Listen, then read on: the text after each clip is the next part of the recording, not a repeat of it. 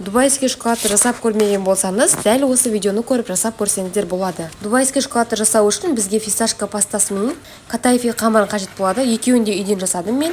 Жақсылап осылай араластырып аламыз, және бізге жақсы сапалы шоколад қажет болады. Мен шокосюкао деген шоколадты таңдадым. Шоколадты микроволновкаға ертіп алып, осындай формаға құямыз.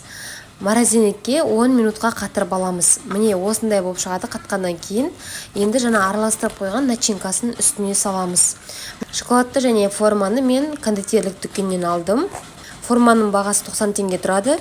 Шоколадтың 200 граммы 1500 теңгеге шықты.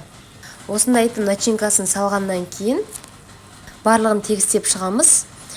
Катайфи қамыр менен фисташка пастасын дайынын кондитерлік дүкеннен алсаңыздар болады, немесе үйден жасасаңыздар болады. Қамырдың жасалуы мен фисташка пастасының жасалуын үй жағдайында алдыңғы видеода көрсеттім, қарасаңыздар болады. Осылай шоколадты қалғанын құйып, барлығын бетін тегістеп, морозильникке жарты сағатқа қоятын боламыз. Өте дәмді болып шығады, жасап көріңіздер.